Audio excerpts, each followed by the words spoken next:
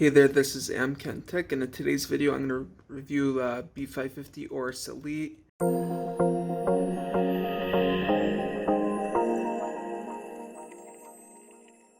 This is mid to entry level board. It doesn't have Wi-Fi, but it has most of the basic things. The board is actually in my computer, but I'll just show you what comes in the box. You have an installation guide, CD, which no one uses these days. Yeah, I believe it came with another SATA cable. I'm using one right now for my hard drive, and this is the other one. A user manual, and something I believe in Spanish also. It has two M.2 slots, one's PCIe Gen 4 with a heat spreader or heat sink. Not sure exactly what it's called.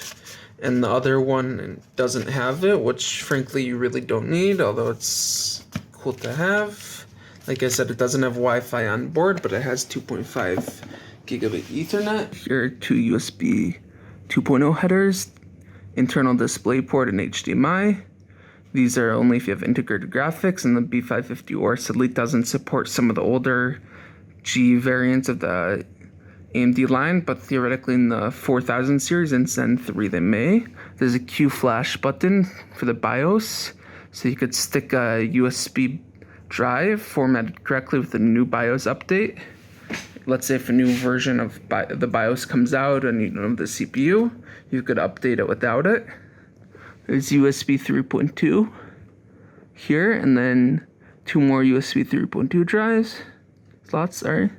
Another two, so that makes 1, 2, 3, 4, 5 USB 3.2, one 2.5 gigabit Ethernet, which is nice, but I would prefer 1 gigabit Ethernet and then Wi-Fi and Bluetooth here. As you see, there's space. It is what it is. There's SPDIF audio, ARC sub, line in, line out, and a mic. So here is the whole build. I'm using an Antec NX800. It was a relatively cheap full ATX case, even says it could accept eATX.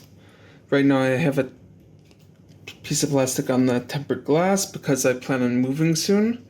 So now I don't want to get any fingerprints during the transportation. Here's it from the back.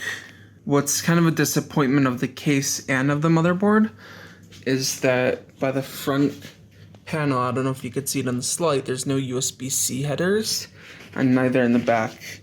This is kind of an entry-level case in addition to it being an entry-level motherboard. I just took off the screws here, and I'm going to show you. I'm using the Prism stock cooler now on my 3700X. I plan on upgrading it. I have a Cooler Master Hyper 212 Black Edition on the way, and it should be coming soon. I have two 8GB RAM sticks by XPG. They're 3600 megahertz at CL18. I know it's a bit slow, but they were relatively good for the price. Let's take one out. It's not supported directly by the manufacturer in the QVL, so all you need to do is enable XMP. They kind of look cool. It is translucent on the top, and you could also get it in red. The M.2 drive is a Western Digital SN550 500 gigabytes. On to the graphics card. This is a GeForce RTX 2070 Super by a company called Galax. It was relatively cheap. They advertised it as a one-click overclock, although I currently don't see a need to do that. And it just so happens to have RGB fans, and this is RGB light up as well as the logo. You can't really see it here, but I decided to put the M.2 drive here because this goes directly to the CPU, whereas in the second slot it goes to the chipset. Thought it would be slightly faster, and I could just because. Also attached the little guard, even though I probably don't need it. Right now I have decent write speeds, and I plan on either buying a new NVMe drive or another SSD just to supplement. But this is here for now. And I didn't want their SAG because this takes up 2.5 slots. So I just cut a bit of a plastic hanger and stuck it here, the side. I made sure not to cover the fan or to interfere with it. I bought a little $10 piece by up here that I'm gonna attach here, and it's gonna be a brace, but this works fine and this was nearly free. Case comes with the controller here, and you could turn on the LED lights from the front panel. You could also change the colors if you so please. And I'll show you the cable management from behind, or the lack thereof.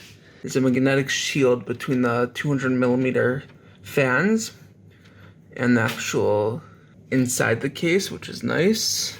I had this for, let's say, a month or so, so it's pretty clean. Same as there's another one here. Right now, I don't have any fans. You can either put two 140mm fans or two 120. I'm getting two 120 in the way, and then I'm gonna stick it inside as exhaust. These two are intake. This is also exhaust. And the power supply is an Antec Earthwatts 750 watt, 80 plus gold semi-modular power supply. Okay, so here's the back side. Because the lighting in the room is pretty poor, it actually looks better than it does in real life. There's also a magnetic screen here by the power supply. The case is a bit weird though, because you see here the vents start and here the power supply is, and it gets covered over here. So I just wish they kind of moved it over a bit so it would get full exhaust and nothing would be blocked. Also nice that they have a separate shroud for the PSU as well as the hard drive bay, which mostly supports 3.5 inches. They also say there's one for 2.5, and I'm just using it to store hard drives. You could also put SSDs either on this side or the other side. They have two 2.5 SSD bays. Right now I'm using this with the 2.5 inch HDD, and there's an empty one. And here is the LED controller. Apparently they use 6-pin connectors, which is not standard. And it's Antec fans because it's in their case. You can't really add another one unless you buy their specific 6-pin standard. So I bought Antec fans anyways because they were cheaper. And just one more thing about the motherboard. It only supports, I think, 3 fan slots and then one for AIO cooling, which is kind of disappointing, but I understand as kind of an entry-level board, you're not gonna have too many fans. This one comes with 3 built in, not including the CPU one. I'm gonna add another 2. Hopefully will fit. Arctic actually has something called PST, and you could daisy chain PWN fans specific to Arctic. Unfortunately, those weren't available, so I just bought a standard PWN fan. And also for the PSU, they attached one for the graphics card, obviously, one cable set, and then another for the fan headers. I didn't want to use the same one as the fan headers for the hard drive, so I attached another one. And they don't have any short cables, they just have a bunch that connect. So the benefit is if I get another hard drive, I'll just use the same power. Otherwise, it'll just be something that's sitting here. I don't want to cut it, although it would save me a huge headache. There's a lot of audio options here. It'd be nice if they color-coded it, just so you don't need to kind of guess which one is which. So that's pretty much it for my build. I'll leave links in the description with more information. Feel free to like, comment, and subscribe.